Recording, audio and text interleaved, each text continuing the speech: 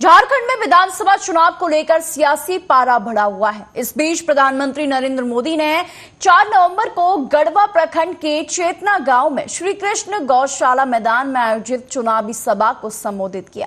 इस दौरान पीएम मोदी ने कहा कि मैं आज आप सबका आशीर्वाद मांगने के लिए आया हूं। आज झारखंड में हर तरफ एक ही गूंज है, रोटी बेटी माटी की पुकार। झारखंड में भाजपा एनडीए की सरकार। वहीं पीएम मोदी ने एक तरफ कहा कि भाजपा की गारंटी एक तरफ है और दूसरी तरफ जेएमएम कांग्रेस आरजेडी के झूठे वादे हैं। मैं आज आप सबका आशीर्वाद मांगने आया हूं। आज झारखंड में हर तरफ एक ही गुंज है, रोटी बेटी माटी की पुकार। झारखंड में भाजपा एनडीए सरकार। मैं फिर से बुलाता हूं, बोलेंगे? सब बोलेंगे? रोटी बेटी माटी की पुकार। रोटी बेटी माटी की पुकार। रोटी बेटी माटी की पुकार। इस समय छठ के महापर्व का उत्साह भी चारों तरफ दिख रहा है। मैं छठी मैया की उपासना करने वाले सभी व्रतियों को भी अपनी शुभकामनाएं देता हूं। साथियों, भाजपा झारखंड की सुविधा, सुरक्षा, स्थिरता और समृद्धि की गारंटी के साथ चुनावी मैदान में उतरी है। मैं झारखंड भाजपा को बहुत बहुत बधाई देता हूं कि कल झारखंड बीजेपी ने बहुत ही शानदार संकल्प पत्र जारी किया है। ये संकल्प पत्र रोटी बेटी और माटी के सम्मान, सुरक्षा और समृद्धि के लिए समर्पित है। माताओं, बहनों, बेटियों के लिए, उनके कल्याण के लिए, उनके हकों के लिए इसमें अनेक संकल्प लिए गए हैं। इसलिए एक तरफ भाजपा का गारंटी पूरा करने का ट्रैक रिकॉर्ड, वहीं दूसरी तरफ जेएमएम, कांग्रेस, आरजेडी के झूठे वायदे। इन्होंने 5 साल तक माताओं बहनों के लिए कुछ नहीं किया। अब जब भाजपा की योजनाएं सामने आई है, तब उन्होंने आनन फानन में महिलाओं की आंख में धूल झोंकने के लिए नकल करके नई नई घोषणाएं की है। अरे जो लोग शायद नकल तो कर सकते हैं, लेकिन भाजपा के पास जो नेक है, नियत है, वो नेक नियत कहां से लाओगे? वहीं अमेठी से सांसद केएल शर्मा ने कहा कि कल राहुल गांधी एक बैठक में शामिल होंगे, साथ ही एक उद्घाटन समारोह में हिस्सा लेने वाले हैं और वह उद्घाटन करेंगे। आपको बता दें कि 11:30 बजे से बैठक शुरू होगी, जिसके लिए राहुल गांधी वहां पहुंचेंगे। उन्होंने केएल राहुल ने आगे कहा कि सभी विधायक, एमएलसी, मंत्री बैठक में आएंगे। एजेंडा पहले से बनाया गया है और अन्य मुद्दे भी उठाए जाएंगे। जनहित के मुद्दे इस बैठक में हैं, उठाए जाएंगे। तो वो उसका शिलान्यास और उद्घाटन वो चीज़ें होंगी वहाँ पे। उसके बाद 11:30 बजे से दिशा की मीटिंग शुरू हो जाएगी। तो दिशा की मीटिंग करके राहुल जी चले जाएंगे यहाँ से। ये कार्यक्रम है सारा। कुछ पता सर क्या क्या समस्या है वहाँ पे जो मुद्दा उठाया जाए, कुछ ऐसे मुद्दे? नहीं, अभी डीएम साहब ने वो सारी दिया, डिपार्टमेंट्स की वो दिया है। उसके अंदर उन्होंने किया तो क्योंकि सारे प्रमुख उसके अंदर आएंगे, सारे हमारे माननीय एमएलएज उसके अंदर आएंगे, एमएलसीज आएंगे उसके अंदर। तो सब ने अपने अपने, क्योंकि एजेंडा बहुत पहले से डीएम साहब ने एक अच्छी बात किया कि बहुत पहले से एजेंडा उपलब्ध कराया है। तो उसके ऊपर सारे लोगों ने अपना अपना बनाया हुआ कि उनको क्या मुद्दे उठाने हैं। तो मुद्दे तो वही उठेंगे जो एजेंडे के तहत है। तो एजेंडे के बाहर जो मुद्दे उठेंगे वो राहुल जी की परमिशन के साथ में वो भी उठ सकते हैं। तो ये सब करेंगे। तो उसके अंदर काफ़ी लोगों ने तैयारी किया कि लोग डिस्कस कर रहे हैं मेरे से। तो हमने उनसे कहा कोई दिक्कत नहीं, आप उठाइए। तो वो मुद्दे उठेंगे वहाँ पे, जनहित के मुद्दे और जो सेंट्रल स्पॉन्सर स्कीम्स हैं यहाँ पे, उनकी क्या प्रगति है।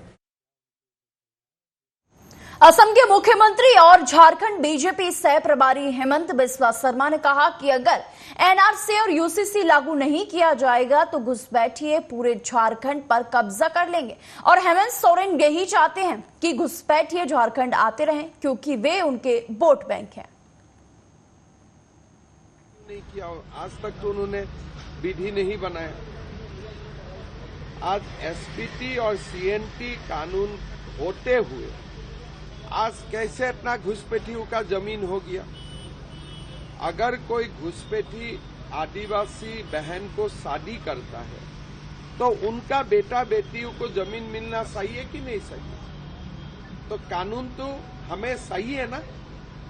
अगर कानून नहीं होगा, यूसीसी नहीं होगा, एनआरसी नहीं होगा तो पूरा झारखंड तो घुसपैठियों ने कब्जा कर लेगा। और हेमंत सोरेन वही चाहते हैं कि झारखंड घुसपैठी आते रहे, उनका वोट बैंक बनते रहे। वो तो वही चाहते हैं। घुसपैठियों को लेकर उन्होंने कहा है कि बांग्लादेश के पूर्व प्रधानमंत्री शेख हसीना को आपने यहाँ शरण दे रखा है और घुसपैठियों की बात कर रहे हैं। वो घुसपैठियों का बाहर निकालने का बात नहीं करता है, जाके वो शेख हसीना तक पहुंच गया। अरे भाई, हम संथाल का बात कर रहा हूँ, शेख हसीना का बात नहीं कर रहा हूँ। हम जमाई टोला का बात बोल रहा हूँ, शेख हसीना का बात नहीं कर रहा हूँ हम लोग।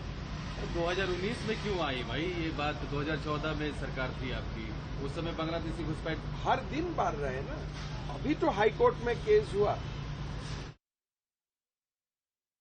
वहीं पराली जलाने पर हरियाणा के सीएम नायब सिंह सैनी का कहना है कि डीएपी की कोई कमी नहीं है। मैंने कल भी अधिकारियों के साथ बैठक की थी। एक कहानी बनाई गई थी कि डीएपी की कमी है, यूरिया की कोई कमी नहीं है। मैं हरियाणा से किसानों से कहना चाहता हूं कि घबराने की जरूरत नहीं है, आपको सब कुछ मुहैया कराया जाएगा। पंजाब में ये व्यवस्था सुधारने के बजाय और बिगाड़ने में विश्वास रखते हैं। हमने पराली प्रबंधन पर अच्छा काम किया है। पिछले साल सुप्रीम कोर्ट ने हरियाणा के पराली प्रबंधन की सराहना की थी। यह हमारे लिए गर्व की बात है। आज तक हमारे पास लगभग पहुंच गया है, कमी नहीं है यूरिया की। यूरिया मिल रहा है कई बार, क्योंकि परिस्थितियां इस प्रकार की बनी है जो यूक्रेन और रसिया का युद्ध है, उससे विधानसभा का सेशन कब से होने वाला है? कारण से सर देरी हुआ है। डीएपी की कोई कमी नहीं है, पर्याप्त मात्रा के अंदर लोगों को मिल रहा है। सर, पराली बर्निंग को लेकर एक बात मैं आज आपके माध्यम से सभी किसान भाइयों को कहना चाहूंगा कि कोई पैनिक लेने की जरूरत नहीं है। किसान भाइयों से मेरा निवेदन है पूरे हरियाणा प्रदेश के कि आपको हर चीज सुविधा से उपलब्ध होगी, कोई पैनिक लेने की जरूरत नहीं है। थोड़ा अब तक जरूर हम सब उसके ऊपर नजर लगाए हुए हैं और सारा का सारा पूरी हो। सर, पराली बर्निंग को लेकर आज सुप्रीम कोर्ट में सुनवाई होनी है। वहीं बीजेपी प्रवक्ता शहजाद पुनेवाला का कहना है कि आज पीएम नरेंद्र मोदी ने झारखंड में जेएमएम, कांग्रेस और घुसपैठिए गठबंधन को बेनकाब कर दिया है। जेएमएम अब झोल बन गया है। घोटाले कर रहा है, झूठ बना रहा है, झूठे वादे कर रहा है, माल कमा रहा है, वहीं माफियाओं को बचाएं और मुस्लिम तुष्टीकरण में लग जाएं। इसी मुस्लिम तुष्टीकरण के कारण आज आदिवासियों की रोटी बेटी और माटी का बड़ा खतरा है। इसलिए आदिवासी झामुमो कांग्रेस को आईना दिखा रहे हैं और माटी पर एक बड़ा खतरा छाया हुआ है। वो आदिवासी समाज की रोटी बेटी और माटी छीनकर वोट बैंक को देना चाहते हैं। हाई कोर्ट ने भी बताया कैसे संथाल परगना और अलग अलग इलाकों में डेमोग्राफिक जिहाद हो रहा है, किस प्रकार से इम्बैलेंस किया जा रहा है, कैसे वोट बैंक के साथ खड़ी हो गई जेएमएम और कांग्रेस की सरकार घुसपैठियों के साथ खड़ी हुई, सारी चीजें उनको दी जा रही है। इसीलिए आदिवासी समाज ने आज निर्णय लिया, जिसका आपने फलस्वरूप देखा कि चाहे मंडल मुर्मू हो, चाहे चंपई सोरेन हो या पूरा झारखंड का आदिवासी समाज हो, वो जेएमएम कांग्रेस को आईना दिखा रहा है, उनको उखाड़ कर फेंकने का संकल्प ले चुका है। हमने देखा है कि किस प्रकार से तुष्टीकरण की राजनीति के चलते आज आदिवासी समाज के ऊपर न केवल अत्याचार बल्कि उनके सारे अधिकारों को खत्म करने का प्रयास कांग्रेस जेएमएम की सरकार कर रही है। इन्होंने आदिवासी समाज से आने वाली राष्ट्रपति को भी गालियां दी, अपमानित किया। उन्होंने कभी भगवान बिरसा मुंडा को सही सम्मान नहीं दिया, क्योंकि ये केवल परिवार पर फोकस करते हैं। इनके लिए परिवार सब कुछ है और भगवान बिरसा मुंडा, इन्होंने कभी उनको सही सम्मान नहीं दिया। और हमने देखा है कि कांग्रेस जेएमएम और कांग्रेस की जहां पर भी सरकार है, जहां जहां कांग्रेस आई वहां बर्बादी, महंगाई, लूट मचाई और वादे भूल गई।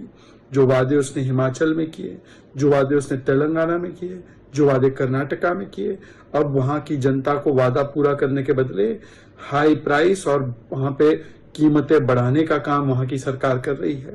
हिमाचल में तो टॉयलेट पर टैक्स लगा दिया, कर्नाटका में पेट्रोल, दूध, पानी, डीजल सब पर टैक्स लगा दिया। कांग्रेस मतलब नकली गारंटी, कांग्रेस मतलब झूठ की गारंटी। झूठ बोलो और फिर सत्ता में आकर वादे भूल जाओ। मोदी की गारंटी वो गारंटी है, इस पे पूरे होने की गारंटी है। 25 करोड़ लोगों को गरीबी से बाहर निकाला। मोदी जी ने जो बोला वो किया और कांग्रेस ने केवल धोखा दिया। इसीलिए खड़गे जी ने भी कांग्रेस से कहा कि जो वादा किया है निभाना पड़ेगा, झूठ बोलना बंद कीजिए। खटाखट पॉलिटिक्स पर उन्होंने हमला बोला। यही इनकी असलियत है। जनता झारखंड की जागरूक हो चुकी है, इनको उखाड़ कर फेंकने वाली है। झारखंड में कनाडा में हिंदू मंदिर पर हुए हमले पर केंद्रीय मंत्री रवनीत सिंह बिट्टू का कहना है कि पिछले कुछ दिनों से जो खबरें आ रही हैं उनमें कनाडा में जो हालात बने हैं वे किसी एक धर्म विशेष से संबंधित नहीं है। चाहे वे हिंदू हो या सिख या पीएम ट्रूडो ने वहां सभी को विभाजित कर दिया है। खालिस्तानी त्योहारों के मौसम में लोगों को परेशान करने के लिए धार्मिक स्थलों के बाहर आए। ऐसा लगता है कि उनकी पुलिस खालिस्तानियों के समर्थन में खड़ी है। हम सरकार के खिलाफ कदम उठाएंगे। कनाडा जहां भी हमें जाना है, ये लोग जो खालिस्तानी नारे लगा रहे हैं वे अपने पैरोल पर हैं। पंजाब के खास तौर पे लोग वो पीसफुली वहां पे रह ना सकें, यहां से उनके बच्चे ना जा सकें, फैमिलीज ना जा सकें, उसे रोकने के लिए ये खास तौर पे डिस्टर्ब करने के लिए जो कुछ खालिस्तानी जो किसी के नहीं है, ना हिंदुओं के ना सिखों के, लेकिन आप देखिए किस तरीके से उनकी पुलिस, बिल्कुल ट्रूडो साहब की जो पुलिस है वो खालिस्तानियों की पक्ष में खड़ी दिख रही है। देखो जो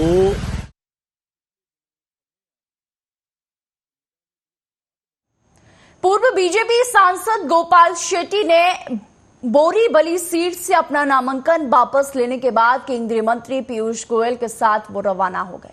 उन्होंने बीजेपी के आधिकारिक उम्मीदवार संजय उपाध्याय के खिलाफ नामांकन दाखिल किया था। वहीं आपको बता दें कि उनका कहना है कि कभी कोई मतभेद नहीं था, किसी खास मुद्दे से जुड़ी बातें थी। मुझे लगता है कि बात सही जगह पहुंच गई है। क्या हुआ और कैसे हुआ ये बताने की जरूरत नहीं है। आगे उन्होंने क्या कुछ कहा, सुनिए। के पहले एक बात और 2 दिन के बाद मैं दूसरी बात करता हूँ, ऐसा नहीं है। मतभेद कभी था ही नहीं। एक मुद्दे को लेकर जो भी बातें चली उसको हमने चलाया और मुझे लगता है कि सही जगह पर वो पहुंच गया है।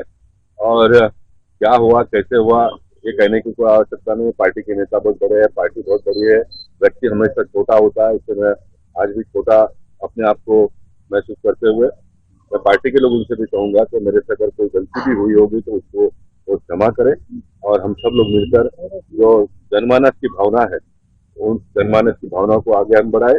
और मुझे कल एक बहुत अच्छा लगा, महाराष्ट्र के मुख्यमंत्री एकनाथ शिंदे जी, महाराष्ट्र के उप मुख्यमंत्री देवेंद्र फडणवीस जी और अजित दादाजी ने, उप मुख्यमंत्री अजित दादाजी ने मुंबई को स्लम फ्री करने का जो घोषणा किया वो मुझे मेरे दिल को छू गया, क्योंकि मैं इस पार्टी में झोपड़पट्टी के विषयों को लेकर आया था। खबर गोरखपुर से है, जहां बीते दिनों पूर्व में हुए गाजियाबाद में जिला जज और अधिवक्ताओं के बीच विवाद अब तुल्य पकड़ता जा रहा है। इसी कड़ी में आज गोरखपुर में अधिवक्ताओं ने विरोध प्रदर्शन करते हुए जिला जज तेज प्रताप तिवारी को ज्ञापन सौंपा। आपको बता दें कि बार एसोसिएशन के अध्यक्ष भानु प्रताप पांडे ने बताया कि जिस तरह गाजियाबाद जिला जज द्वारा अधिवक्ताओं से मारपीट और प्रशासन द्वारा बुलाकर पिटवाया गया, उसकी हम घोर निंदा करते हैं और हम मांग करते हैं कि जांच कर दोषी जिला जज को निलंबित करते हुए और अधिवक्ता प्रोटेक्शन एक्ट लागू किया जाए और इस घटना में घायल अधिवक्ताओं को 2-2 लाख रुपए का मुआवजा दिया जाए। आज का प्रकरण गाजियाबाद में हुए अधिवक्ताओं के ऊपर जो बर्बरता की गई है, वहां का जो जनपद न्यायाधीश द्वारा कार्रवाई की गई है, जनपद न्यायाधीश गुंडा के रूप में डायस पर खड़ा होकर करके बैंड और कोट खोल करके अधिवक्ताओं को अपने चैम्बर से बाहर जाने के लिए कह कर करके और बेइज्जत कर रहा है। और उसके बाद पुलिस बल को बुलवा कर करके जो शांति से अधिवक्ता हमारे बैठे थे, जो उस केस में जिससे विवाद था उससे भी कोई मतलब नहीं था, तब भी उनको बुरी तरह से मारा पीटा गया और अधिवक्ता का शोषण किया गया। यह उसी के संदर्भ में आज पूरे प्रदेश में, हाई कोर्ट में, दिल्ली, पूरे प्रदेश में, पूरे समझिए पूरे भारत में आज अधिवक्ताओं की स्ट्राइक है। गोरखपुर के अधिवक्ता आज क्या किए? आज गोरखपुर के अधिवक्ता सारे लोग न्यायिक कार्य से विरत हैं। विरत रहने के उपरांत हम लोग वहाँ जनपद न्यायाधीश को एक ज्ञापन दिए हैं और जिला जज जो एडीएम के माध्यम से, उनके पुलिस बल करके क्षेत्राधिकारी कैंट के माध्यम से उनको भिजवाया गया है। सरकार को चेताया गया है कि अगर हम लोग की मांगे अविलंब मानी नहीं गई, उस बर्बरपूर्ता की कार्रवाई के ऊपर कार्रवाई नहीं की गई, उस जनपद न्यायाधीश जो गलत ढंग से काम कर रहा है। गाजियाबाद, जिला गाजियाबाद में कोर्ट के अंदर वहाँ के जिला जज महोदय द्वारा बर्बरता पूर्वक जो है लाठीचार्ज अधिवक्ताओं पर कराई गई, जो उनके जिम्मेदार पद पे होते हुए भी जो कृत्य कारित किया गया वो अति निंदनीय है। इसी को लेकर पूरे उत्तर प्रदेश में अधिवक्ता समुदाय द्वारा, बार काउंसिल द्वारा और पूरे प्रदेश के संगठन द्वारा आज स्ट्राइक किया गया। गोरखपुर के अधिवक्ता आज क्या कह रहे हैं? गोरखपुर क्या समूचे उत्तर प्रदेश में अधिवक्ता इस घटना की निंदा कर रहे हैं। जो अधिवक्ता घायल हुए हैं उनके लिए 2 लाख मुआवजा और जिला जज का निलंबन किया जाए, जांच करके अधिवक्ता प्रोटेक्शन एक्ट लागू किया जाए। अगर आप लोगों की मांग नहीं मानी जाती तो क्या करेंगे? तो जैसा हम लोग का उच्च बार काउंसिल और तमाम संगठन है, बार के संगठन द्वारा जो निर्णय लिया जाएगा उसके साथ हम लोग रहेंगे। नाम और पद? जी, नाम और पद? सुशील चंद साहनी, एडवोकेट, गाजी। वहीं भागलपुर में सांप्रदायिक सद्भाव को बिगाड़ने वाला प्रमुख युवक को भागलपुर पुलिस ने मुंगेर से गिरफ्तार कर लिया है।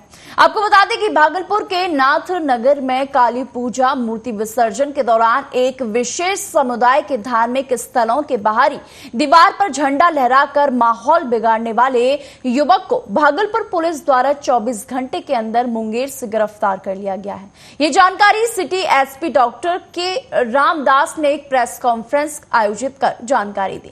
वहीं सिटी एसपी के रामदास ने बताया है कि काली पूजा मूर्ति विसर्जन के दौरान ललमटिया थाना अंतर्गत नाथ नगर टमटम चौक के समीप एक विशेष समुदाय के धार्मिक स्थलों के बाहरी दीवारों पर जो है विशेष रंग का झंडा लहराकर माहौल बिगाड़ने की कोशिश की गई थी, जिसका वीडियो सोशल मीडिया पर भी वायरल हुआ था। अधीक्षक भागलपुर उनके द्वारा निर्देशानुसार सोशल मीडिया पे लगातार निगरानी जा रही है। इसी क्रम पे 2/11/24 को काली पूजा का विसर्जन के समय लालमटिया थाना अंतर्गत टमटम चौक के पास एक विशेष धार्मिक स्थल पे बाहरी दीवार पर एक विशेष रंग का झंडा एक युवक के द्वारा जा रहा था। ये सूचना मिलने पर तुरंत पुलिस उस जहाँ पे पहुँच गया है। उस समय वो अभियुक्त भाग गया है। 4/11/24 को मुंगेर से ये अभियुक्तों को गिरफ्तार किया गया है। इनको आपराधिक इतिहास भी पता चला है। लालमटिया थाना कांड संख्या 809-23 में फिरौती के तो अपहरण का इनका विरोध दर्ज किया गया। ये बालिग है या नाबालिग है? बालिग। क्या नाम है? इनका नाम शिवम कुमार, पिता टुनटुन सा, साकिन नरपुर थाना मधुसूदनपुर। इनका पहले उत्तर प्रदेश के उप मुख्यमंत्री ब्रजेश पाठक ने कहा कि भाजपा पारदर्शिता के साथ विधानसभा के उपचुनाव में जनता के बीच में है। भाजपा 9 की 9 सीटों पर जीत रही है। समाजवादी पार्टी हमेशा अराजक बातें करती रही है। उत्तर प्रदेश के लोग सपा को कभी माफ नहीं करेंगे। शुचिता के साथ, पारदर्शिता के साथ विधानसभा के उपचुनाव में जनता के बीच में है। चुनाव अच्छी स्थिति में है। भारतीय जनता पार्टी गठबंधन सहित सभी सीटों पर 9 की 9 सीटों पर भारतीय जनता पार्टी जीत रही है। समाजवादी पार्टी हमेशा अराजक बातें ही करती रही है। कभी वो पीटने की बात करेंगे, कभी वो गुंडई की बात करेंगे, कभी वो दंगा फसाद की बात करेंगे। प्रदेश की जनता अच्छी तरह समझती है कि समाजवादी पार्टी के रग रग में गुंडई अराजकता भरी हुई है। उत्तर प्रदेश के लोग सपा को कभी माफ नहीं करेंगे। हर स्थिति में हमारी जिम्मेदारी है कि हम उत्तर प्रदेश के लोगों को बेहतर कानून व्यवस्था वाला राज्य दें, एक डेवलप्ड राज्य दें, लोगों को हम रोजी रोजगार उपलब्ध कराएं। और ये व्यवस्था 17 से लेकर अब तक मैं कह सकता हूं उत्तर प्रदेश राज्य राष्ट्र का प्रथम राज्य डेवलप्ड स्टेट के रूप में बहुत तेजी के साथ आगे बढ़ रहा है। कानून के राज का जो एक परिभाषा होनी चाहिए उसको धरातल पर उतारने में हम सफल हुए हैं। लोगों का भरोसा सरकार के प्रति बढ़ा है, कानून के प्रति बढ़ा है। आज अपराधी भी त्राही त्राही कर रहे हैं। उत्तर प्रदेश में चतुर्मुखी विकास हो रहा है। ऐसा मैं शुचिता के साथ, पारदर्शिता के साथ। कांग्रेस और अन्य पार्टियों की शिकायतों पर कार्रवाई करते हुए चुनाव आयोग ने महाराष्ट्र की डीजीपी रश्मि शुक्ला का तत्काल प्रभाव से तबादला करने का आदेश दिया गया है। वहीं महाराष्ट्र के एलओपी और कांग्रेस नेता विजय वट्टीवार कहते हैं कि हम चुनाव आयोग के इस फैसले का स्वागत करते हैं। उन्हें नियुक्त करने के लिए महायुति सरकार की क्या मजबूरी थी, उन्हें विस्तार देने की क्या जरूरत थी, इसका मतलब था देखिए कि चुनाव पारदर्शी नहीं थे। आगे उन्होंने क्या कुछ कहा, सुनिए। बारे में अपना मत प्रदर्शन किया। पुलिस महासंचालक रश्मि शुक्ला को बदलने का निर्णय सेंट्रल इलेक्शन कमीशन ने जो लिया है उसका हम स्वागत करते हैं। क्या मजबूरी थी महायुति सरकार की उनको उस पद पर बिठाने की, एक्सटेंशन देने की क्या जरूरत थी? इसका मतलब यही है कि जो चुनाव हो रहे वो चुनाव ट्रांसफॉर्म नहीं होना चाहिए, पारदर्शक नहीं होना चाहिए और इसमें जो गड़बड़ी करके चुनाव जीतने का उनका इरादा था उस इरादे पर पानी फेरने का काम हुआ। यहाँ हमारे स्टेट के सबसे सीनियर लीडर पवार साहब ने भी इसके बारे में अपना मत प्रदर्शन किया था। हमने भी 2-2 लेटर दिया था। झारखंड के पुलिस महासंचालक को बदलते वक्त एक निर्णय इलेक्शन कमीशन लेता है और महाराष्ट्र के बारे में दूसरा निर्णय लेता है। इसका मतलब यही होता है कि केंद्रीय सरकार के वजह से उनके दबाव में निवडणूक आयोग क्या झुका था, ये निर्णय लेने में देरी क्यों की? पर चलो देर आए दुरुस्त है, ये निर्णय का हम स्वागत करते हैं और सरकार की नीति इससे स्पष्ट हो चुकी है कि प्रशासन का वापर करके इलेक्शन। यूपी उपचुनाव से पहले एसपी के जड़ेंगे तो जीतेंगे नारे पर डिप्टी सीएम केपी मौर्य का कहना है कि यूपी में 2012 से 2017 तक एसपी और उसके प्रमुख अखिलेश यादव का कार्यकाल कुकर्मों से भरा है। जब वे सत्ता में थे उन्होंने लोगों को बांटा, जमीनों और घरों पर कब्जा किया और माफियाओं को बचाया। झूठ के आधार पर और लोगों को गुमराह करके लोकसभा चुनाव में कुछ सीटें ली, लेकिन सभी जानते हैं कि सपा का इतिहास अराजकताओं से भरा हुआ है। और जो उन्होंने लोकसभा के चुनाव में कुछ अधिक सीटें जीत ली है वह झूठ के आधार पर जीत लिया, जनता को गुमराह करके जीत लिया, खटाखट के नाम पर जीत लिया, संविधान और आरक्षण की झूठी बातें कह करके जीत लिया। लेकिन सबको ये पता है कि समाजवादी पार्टी का जो इतिहास है वह अराजकता का है, माफियाओं के संरक्षण का है, दंगाइयों को बढ़ावा देने का है और समाज में वैमनस्यता फैलाने का है। भारतीय जनता पार्टी सबका साथ, सबका विकास, सबका विश्वास का संकल्प लेकर के लगातार 2014 से देश में और लगातार 2017 से प्रदेश में सरकार चला। शिवपाल यादव ने कहा है कि अधिकारियों का नाम नोट करके रखिए। शिवपाल यादव ने कहा कि अधिकारियों का नाम नोट करके रखिए। देखिए, उसमें उन्होंने जो कहा होगा उनको चूंकि कई जानकारियां होंगी, लेकिन श्री राहुल गांधी जी हों, चाहे श्री अखिलेश यादव जी हों, चाहे इंडी गठबंधन के कोई लोग हों, उन सबके मन में इस देश की हो रही प्रगति के कारण से एक बड़ी परेशानी हो रही है कि माननीय नरेंद्र मोदी जी के नेतृत्व में तीसरी बार सरकार बनने के बाद हरियाणा में विधानसभा के चुनाव में जहां कांग्रेस अपनी वापसी के डंके बजा रही थी और वहां तीसरी बार भाजपा सरकार बनी है। फिलहाल के बुलेटिन में सिर्फ इतना ही। देश और दुनिया की तमाम खबरों के लिए देखते रहिए आर्या न्यूज।